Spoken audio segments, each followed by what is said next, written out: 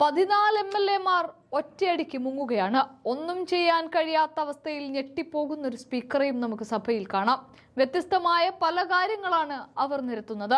പറഞ്ഞു വരുന്നത് മധ്യപ്രദേശിൽ കൂട്ടത്തോടെ നിയമസഭാ സമ്മേളനത്തിനെത്താതെ MLA-മാർ 14 MLA-മാരാണ് തങ്ങളുടെ കുടുംബങ്ങളിലെയും അല്ലാതെയുമുള്ള വിവാഹങ്ങളിൽ പങ്കെടുക്കാനായി കൂട്ടത്തോടെ സഭാ സമ്മേളനം ഒഴിവാക്കിയത്. ഇവരിൽ അന്നേ ദിവസം ചോദ്യങ്ങൾ ചോദിക്കേണ്ടവരും ഉണ്ടായിരുന്നു എന്നതാണ് ഏറെ കൗതുകകരം. ഡിസംബർ 5-നായിരുന്നു ഈ സംഭവം നടന്നത്. മധ്യപ്രദേശ് നിയമസഭയുടെ ശൈത്യകാല സമ്മേളനത്തിന്റെ അവസാന ദിവസമായിരുന്നു അന്ന്.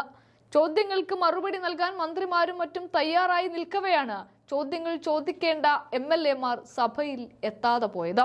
BJP-യുടെയും കോൺഗ്രസിന്റെയും ഭാരത് ആദിവാസി പാർട്ടി എന്നിവരുടെയൊക്കെ MLA-മാരാണ് സമ്മേളനത്തിൽ ഹാജരാകാതിരുന്നത്. ഇവരുടെ പേരുകൾ വിളിച്ചപ്പോൾ സ്പീക്കർ കണ്ടത് ഒഴിഞ്ഞ ഇരിപ്പിടങ്ങൾ മാത്രം. 14, 18, 20, 25 എന്നിങ്ങനെ ലിസ്റ്റ് ചെയ്യപ്പെട്ട ചോദ്യങ്ങൾ ചോദിക്കേണ്ടത് പ്രതിപക്ഷ MLA-മാരായിരുന്നു. ഇവരാരും സമ്മേളനത്തിന് എത്തിയിരുന്നില്ല. ചോദ്യം നമ്പർ 2, 7, 11 എന്നിവ ചോദിക്കേണ്ട MLA-മാരും ഹാജരായില്ല. മന്ത്രിമാരും മറ്റുദ്യോഗസ്ഥരും സഭയിൽ കൃത്യമായി വരികയും ചെയ്തിരുന്നു. സംഭവം നിയമസഭയിൽ വലിയ തമാശകൾക്കിടയാക്കുകയും ചെയ്തു. ഇനി മുതൽ സമ്മേളന തീയതികൾ തീരുമാനിക്കുമ്പോൾ മുഹൂർത്തങ്ങൾ കൂടി പരിഗണിക്കണമെന്നും കല്യാണങ്ങൾക്കുള്ള തീയതികളിൽ സമ്മേളനം വെക്കേണ്ടതില്ലെന്നും മധ്യപ്രദേശ് നിയമസഭാ കാര്യമന്ത്രി കൈലാഷ് വിജ്വർഗിയ തമാശ രൂപേണയാണ് പറഞ്ഞത്. കൈലാഷിന്റെ ഈ പരാമർശം സഭയിൽ വലിയ പൊട്ടിച്ചിരിക്ക് കാരണമായി.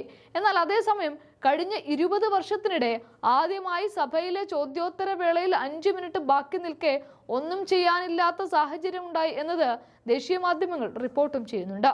സംഭവത്തിൽ ജനപ്രതിനിധികളുടെ ഉത്തരവാദിത്തമില്ലായ്മയെ ചോദ്യം ചെയ്ത് ഒരു വശത്ത് വിമർശനം ഉയരുകയും ചെയ്യുന്നു.